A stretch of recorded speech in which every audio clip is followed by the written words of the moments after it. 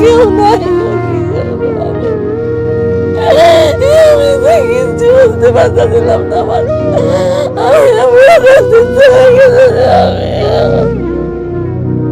সত্যি ঘৃণাই ভালোবাসার প্রতি, ঘৃণাই ভালোবাসা মানুষজনকে একদম পাগল বানায় রাখে। গেস্টকে সাথে নিয়ে জীবন ঘনিষ্ঠ এই অনুষ্ঠান এত সময় স্টুডিওতে স্বাগত জানাচ্ছি আপনাদেরকে। আমার মা নেই, আমার মা 2010 সালে মারা গেছে। যেহেতু আমার মা নাই, আমার বড় ভাই আমাদের সব টেক কেয়ার করছে। এই যে ওনার সাথে পরিচয়টা হলো আমার ফেসবুকের মাধ্যমে 17 সালের ডিসেম্বরে। আস্তে আস্তে অনেক ভালো বন্ডিং হয়, ভালো পরিচয় হয়। আমরা প্রায় 1 বছর অনেক ভালোভাবে রিলেশনশিপে ছিলাম। তারপরে আমি হঠাৎ আমাদের ফুফাতো বাসায় বেড়াইতে যাব, তো ওনাদের গ্রাম ওইখানে। তো হঠাৎ করে বললো ঠিক আছে, যেহেতু ওখানে যাবো আমাদের গ্রামেও যাও। একেবারে আমার মাও তোমাকে দেখলো, ভালো লাগে কিনা একটা ব্যাপার স্যাপার আছে। তো বললাম এখনই হঠাৎ যেতে হবে? বলে হ্যাঁ, একটু গিয়ে দেখে আসো, যদি আমাকে ভালো লাগে তাহলে যাও। তখন ও হইলো যে বাহিরে ছিল, সৌদিতে। আচ্ছা। তো আমি হঠাৎ করেই চলে যাই আমার ভাগ্নিকে নিয়ে। ওনাদের বড় বোনের বাড়ি সবার সাথে আমার পরিচয় হলো, ওর মার সাথে পরিচয় হলো, ওনার মামার সাথে পরিচয় হলো। পরিচয় হয়ে আমাদের খাবার টাবার খাই, ওনারা আবার আমাকে রিটার্ন গাড়িতে, ওনাদের টাকা খরচ করে রিটার্ন গাড়িতে আমাকে উঠাই দিছে। তারপরে হলো ঢাকায় আসার পরে রাত্রে হলো যে ওর সাথে আমার কথা হলো। কথা হওয়ার মাঝখানে ও আমাকে বললো আমার আম্মুর তোমাকে পছন্দ হয়নি। তো আমি তো শুনে খুব হতাশ, যেহেতু ওনার আম্মুর আমাকে পছন্দ হয়নি। তাহলে বলছি তাহলে তুমি কি করতে চাও, কি বলতে চাও? বলে আমার আম্মু যা বলুক, আমি তোমাকে ভালোবাসি, বিয়ে তো আমি করব, সংসার তো আমার মা করবে না। সবকিছু ভালো, আমাদের মধ্যে ভালোই চলতেছে। এর মধ্যে 20 সাল এসে পড়লো। আর বলতেছি যে এইভাবে তো আসলে চলে না, কি করা যায়? বলে চল আমরা বিয়ে করে ফেলি। তারপর ঠিক আছে, আমি ওই মতে ওর মতো ও যেভাবে বলছে এভাবে গেছি কাজী অফিসে, আমরা বিয়ে করে ফেলছি। তখন আমার বাড়ি কেউ জানে না। এর মধ্যে হঠাৎ হলো ও দেশে আসবে। তো হঠাৎ করে ও ফেব্রুয়ারিতে চলে আসছে। আসার পর দিন আমাকে ফোন দিয়ে বলছে তো আমি দেশে আসছি। আমি তো মহা খুশি, যেহেতু দেশে আসছে। 5 দিন ওর বোনের বাসায় ছিল। 5 দিন আমরা মোটামুটি ভালো দেখা করছি, কথাবার্তা সম্পূর্ণ কিছু স্বাভাবিক মানুষের মতো আমাদের মধ্যে হয়েছে। তারপর ও 5 দিন পরে গ্রামে যায়, 10 দিন পরে শহরে আসে। আসার পর বলতেছে যে ওর মার্কেটিং করবে ও। তো দেন হলো আমি আর ও দুইজনেই মিলেই যাই মার্কেটে গেলে আমি নিজ থেকে ওকে 25,000 টাকার মার্কেট করে দিই। সবকিছু নিয়ে আমার সাথে সময় কাটে, আমরা খেটে। তারপর সৌদি প্রবাসী আপনাকে কি দিল? কিছুই না। পরদিন আমাকে ফোন দিয়ে বলতেছে তুমি যে জামা কাপড় কিনে দিছো আমি পরছি, তোমার সাথে দেখা করব। আবার ওর সাথে দেখা করতে গেলাম। তখন হলো যে ওর ভাগ্নি ওর ফোনে মেসেজ দিছে একটা। ফোন বেজে উঠছে, তো আমি বলছি দেখি তোমার ফোনটা। তো দিতে চাইনি। পরে আমি নিলাম, নেওয়ার পরে দেখলাম যে ও পায়ের উপরে পা দিয়ে বসছে, অনেক মানুষ ছিল। একটা ছবি তুলে ওর ভাগ্নি ওকে দিছে। ও লিখছে এইভাবে কি মামা বসে, বউ দেখতে গেলে মানুষ? তো আমি তো হতভাগ, এটা কি বলে, এটা কি? আমি ওকে ড্রেস কিনে দিছি, সেই পোশাক পরে ও বউ দেখতে গেছে। আমি মানে আমার ভাষা হারাই ফেলছি যে আমি ওকে কি বলবো। আমি ওই মুহূর্তে রাস্তা থেকে নিজেকে গোছায়া আমি বাসায় চলে আসছি। আমি ওকে আবার সন্ধ্যায় কল দিয়ে বলছি আমি তোমার সাথে মিট করতে চাই, আমি তোমার সাথে কথা বলতে চাই। তখন ও আসলো, সেটা হলো রাস্তায়। বলছি দেখো আমরা বিয়ে করে ফেলছি, এখন তুমি তোমার বাবা মার কাছে সবকিছু বলার, তুমি বউ দেখতে গেছো, এটা কেন, কিসের? তোমার কি আমার পছন্দ হয়নি, আমাকে ভালো লাগেনি? বলছে হ্যাঁ তুমি 10 জনের মধ্যে একজন, আমি তোমার যোগ্য না। আমি কেন বলবো এটা? আর বউ দেখতে গেছে, বাবা মা ভাই বোনা সবাই আমার প্রেশার ক্রিয়েট করছে, আমি সেই জন্য গেছি। ওইটা আমাকে বলে আমাকে বুঝাই বাসায় পাঠাই দিল। বাসায় এসে আমি তো ঘুমাইতে পারি না, আমি খাইতে পারি না, আমি তো অস্থির, আমি উন্মাদের মতো হয়ে গেছি যে কি হলো। তারপরে আমার সাথে আবার রেগুলার অনেক ভালো মতো কথা বলতেছে, একদম মনে হয় যে কিছুই হয়নি, এরকম ভালো আমার সাথে কথা বলতেছে। তো 3 দিন পরে ও আবার গ্রামে চলে গেছে। আমাদের মধ্যে একটা বন্ডিং ছিল যে ও নামাজ পড়তে গেলে ছবি তুলে বা ভিডিও করে আমাকে দিত।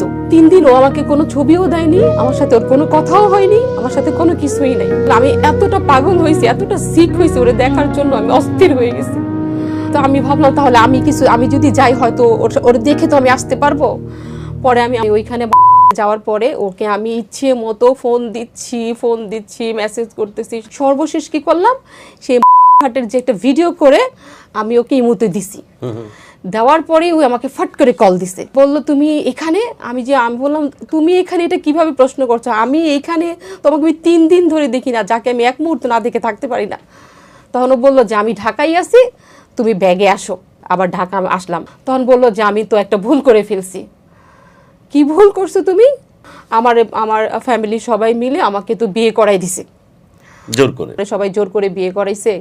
আমি আসলে বিয়ে করতে চাই না, মেয়েটা আমার ভালো লাগে না, এখন পছন্দ না, এই না সেই না, আমি ওকে ছেড়ে দিব, আমি বিদেশে চলে যাব, আর 15 দিন পরে তুমি একটু বুঝে নাও, সব কিছু ঠিকঠাক করে নাও, একটু স্যাক্রিফাইস করো, এতদিন স্যাক্রিফাইস করছো, একটু স্যাক্রিফাইস করো, আমি ছেড়ে দিব ওকে, আমি রাখবো না। আমার বুঝাইলো, আমি বুঝে গেলেন? হ্যাঁ, আমি বুঝে গেলাম, যেহেতু আমি ওকে খুব ভালোবাসি।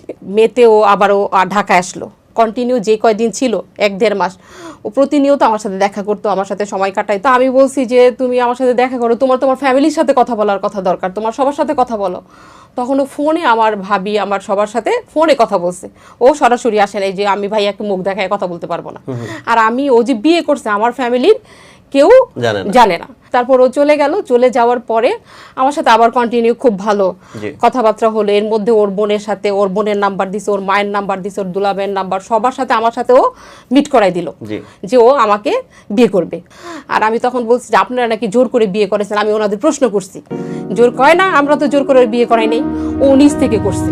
আমি বলছি তোমার কাউকে পছন্দ আছে কিনা, ও তখন বলছে যে না, আমার কাউকে পছন্দ নাই। তখন ওনারা বলছে যে ওইটা বলছে, ও যদি তখন বলতো যে আমার তোমাকে পছন্দ, তুমি আমাদের গ্রামে গেছিলা, উনি এই কথাটা বলছে যে তুমি আমার গ্রামে গেছিলা, আমার হয়তো তখন ভালো নাও লাগতে পারে, আমি বয়স্ক মানুষ, সে তো বলতে পারতো আইসা এবার যে আমি ওকে বিয়ে করতে চাই, আমি ওরেই চাই, হয়তো তোমাকে বিয়ে করে লুকায় রাখতো, আমরা মেনে নিতাম আজকে না হইলে কালকে, তাহলে আমি ওনাদের দোষ দিব না আমি ওর দোষ দিব।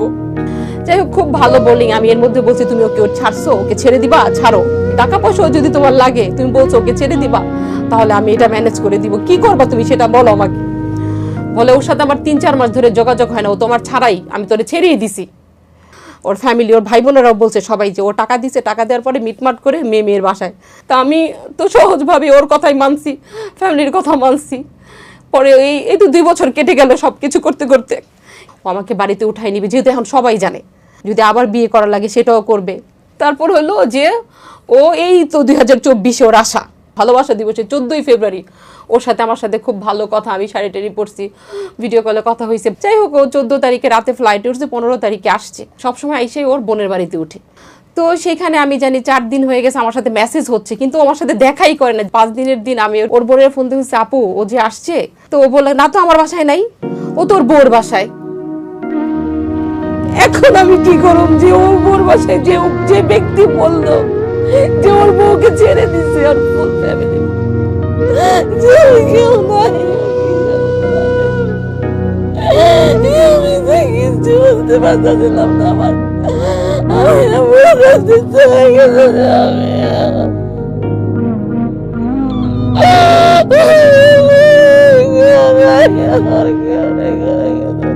সত্যি ঘৃণাই ভালোবাসার মধ্যে, ঘৃণাই ভালোবাসা মানুষজনকে একদম পাগল বানায় রাখে, বোকা বানায় রাখে, তার সমস্ত জ্ঞান বুদ্ধি সমস্ত কিছু হারিয়ে যায় যে ভালোবাসা।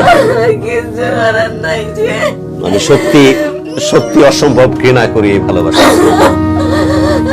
যে প্রবাসীদের প্রশ্নে আমার অনেক শ্রদ্ধা, অনেক ভালোবাসা। সেই প্রবাসীদের মধ্যে কিছু কিছু মানুষ আছে যারা নিজের একাকিত্ব দূর করার জন্য আমার দেশের, প্রাণের দেশের মেয়েদের কিভাবে নষ্ট করতেছে, ক্ষতিগ্রস্ত করতেছে, আল্লাহর আরশ কেঁপে যাবে।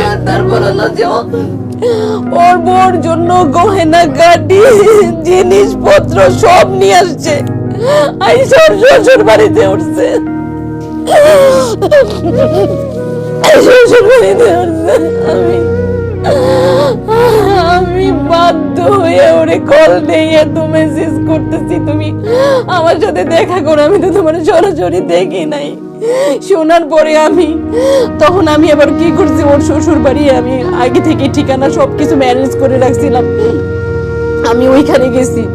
ওইখানে গিয়ে আমি ওরে শ্বশুর বাড়ির ছবি তুলে আমি ওরে দিছি, দেওয়ার পরে ওই ভয়ে বের হয়েছে বাসা থেকে। বের হয়ে আমাকে অনেক রাস্তার মধ্যে অনেক ভাবে ম্যানেজ করে একটা রিক্সায় উঠাই দিছে যে আমি তোমার সাথে কালকেই দেখা করবো। আবার ম্যানেজ হয়ে গেলেন? ম্যানেজ হয়ে আবার রিক্সায় উঠে বাসায় চলে আসছি।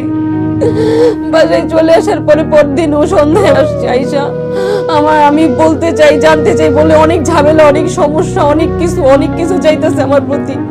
এর মধ্যে করে ও যখন চলে গেছিল 2021 সালে, তখন আমি 2.5 মাসের প্রেগনেন্ট ছিলাম।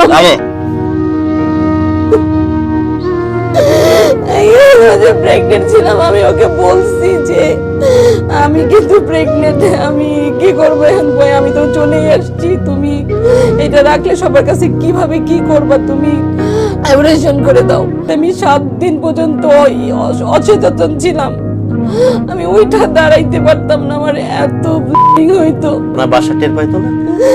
আমি আর আমার ভাগ্নিটা একটা রুমে থাকতাম, আর কেউ জানতো না, শুধু ওও জানতো। এখন আমার অধিকার দিতে হবে, আমি আমার অধিকার চাই, স্ত্রীর অধিকার চাই, সম্মান চাই। আর ওকে ছাড়া বাবা এখন পিছু ফিরার আমার রাস্তাই নাই, কারণ সবাই জানে যে আমি ওর কাছে আছি। এত বছর ওর জন্য অপেক্ষা করছি, 8 বছর। যে রেজাল্ট কি হলো ফাইনালি? যে ওর সাথে আমার 11 তারিখে, মার্চের 11 তারিখে রাত্রে শেষ কথা হইলো, তারপর থেকে ওর ফোন বন্ধ। সে 12 তারিখে সৌদি চলে যায়, কোনো কিছু না বলে। আমার ও সব কিছু থেকে ব্লক করে দিছে। ওর কথা শুনে আমার বাবাও কিন্তু হার্ট অ্যাটাক করে মারা গেছিল, আমি তো বলে যাই। কি করেছেন আপনি? নিজেকে শেষ করেছেন, গোটা পরিবারকে এলোমেলো করে দিয়েছেন। যারা শিক্ষা নেওয়ার প্রয়োজনীয় শিক্ষা দেন প্লিজ। দেশে বিদেশে বহু পুরুষ, বহু নারীকে, বহু নারী বহু পুরুষকে যাচ্ছে তাই ভাবে ব্যবহার করতেছে, ভণ্ডামি করতেছে সম্পর্কের নামে, ভালোবাসার নামে। শিক্ষা নিন। আর যাকে উদ্দেশ্য করে কথাগুলো বলা হচ্ছে, যদি আপনার পক্ষ অবলম্বন করে কিছু বলতে চান, আমাদের স্টুডিওতে আপনি আসতেই পারেন। আর তার কথা যদি সত্য ধরে নিই, এতিমের হায় লাগতে নাই। মাত্র 8-10 বছর বয়সে এই মেয়েটি তার মাকে হারিয়েছেন। কিন্তু বড় কপাল পড়ছে ছোটবেলাতে, 8-10 বছর বয়সে মাকে হারাইছে। সাডেন একটা টাইমের পরে তাকে ভাইয়ের পরিবারে মানুষ হতে হয়েছে।